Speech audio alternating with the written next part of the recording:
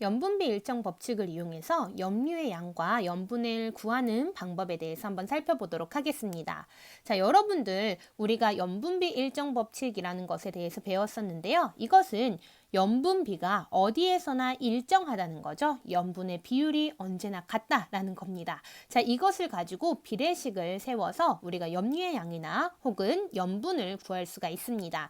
저와 함께 유형 문제를 풀어볼 거고요. 여러분들은 유제를 직접 풀어보시면 되겠습니다. 자, 그럼 유형 1번부터 한번 살펴볼게요. 염분이 주어졌을 때 염류의 양을 구하는 방법입니다. 자, 염분이 35psu인 해수 1kg 속에 염화나트륨이 27g 녹아 있었다. 그때 염분이 70인 해수 1kg에는 얼마만큼의 염화나트륨이 들어있을까라는 질문입니다. 자, 그러면 우리가 이미 알고 있었던 것처럼 염분비 일정 법칙에 의해서 35psu이든 70psu이든 염화나트륨의 비율은 동일합니다. 양은 다르지만 비율은 동일해요. 자, 그럼 그 비율을 이용해서 문제를 풀어줄 건데, 자, 여기 보시면 35psu 대 27g, 그러니까 염분 대 염화나트륨은 염분 대 염화나트륨 이렇게 식을 세워주시면 돼요. 70psu 대 X 이렇게 해주시면 됩니다. 자, 그러면 비례식을 세울 때 내항의 곱과 외항의 곱이 일정하기 때문에 같기 때문에 계산을 해주시면 내항의 곱 27 곱하기 70은 35 곱하기 X와 같다. 그러면 35 여기 이렇게 2배가 되죠? 35의 2배. 그러니까 계산해주면 따라서 X는 54g이 나오는구나. 아, 35psu의 해수에서는 염화나트륨이 27g이었다면 70psu에서는 그 2배인 54g이 들어있구나 라는 걸 알 수가 있겠죠. 자, 그 다음에 유형 2번을 한번 살펴보도록 하겠습니다. 자, 유형 2번 같은 경우에는요, 염류의 양이 주어질 때 염분을 구하는 방법입니다. 자, 염분이 32psu인 해수 1kg 안에는 염화나트륨이 24.8이 포함되어져 있대요.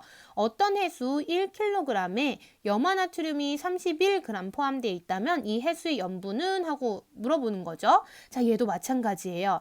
염분이 32psu인 해수에서 염화나트륨의 비율과 X인 거에서 비율이 같습니다. 그쵸? 자, 그럼 계산을 해주면 32일 때 24.8g이 들어있어요. 그럼 X일 때는 31g이 들어있겠네요. 해가지고 계산을 해주시면 돼요.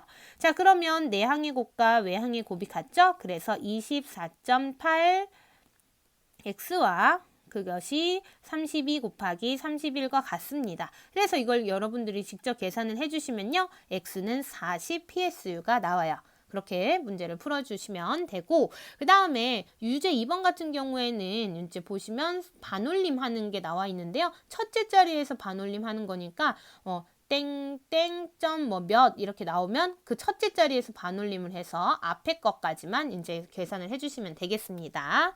직접 해보세요. 자, 그 다음에 유형 3번입니다. 유형 3번 같은 경우에는 염류의 질량비가 주어질 때 특정 염류의 양을 구하는 방법이에요. 동해와 황해에 해수 1kg에 녹아있는 염류의 질량이 표와 같다고 합니다. 그때 A의 값을 구할 거예요. 자, 그러면 우리가 이제 A의 값을 구하기 위해서 뭘 사용할 거냐면 여기 이제 염류 모두 제시된 염류를 기준으로 비례식을 세울 거예요. 자, 나머지는요. 얘가 비어있고 여기 2개 중에 얘가 비어있고 기타 중에 얘가 비어있잖아요. 그쵸? 그럼 누가 2개 다 들어있어요? 얘가 다 들어있죠. 그쵸? 아, 그러면 여기에서 동해에서 염화나트륨이 차지하는 비율과 황해에서 염화나트륨이 차지하는 비율이 어때요? 같다라고 놓으시면 되겠죠. 그쵸? 자, 그러면 염화나트륨, 그러니까 동해 염화나트륨 25.64 대 동해의 황산마그네슘 1.55는 황해 24.1대 A 이렇게 해가지고 문제를 풀어주시면 됩니다. 왜냐면 비례하니까요. 비율이 동일하니까. 그렇게 해서 계산을 해주시면 여기 똑같죠? 내항의 곱과 외항의 곱이 같다라고 해서 A를 계산해 주시면 거의 1.46g 정도가 나오게 됩니다. 그래서 유제 3번도 문제를 풀어주실 때 둘이 동시에 가지고 있는 그 값을 이용해서 나머지 값을 찾아주시면 되겠습니다. 직접 유제 1번부터 3번까지 문제를 풀어보도록 할게요.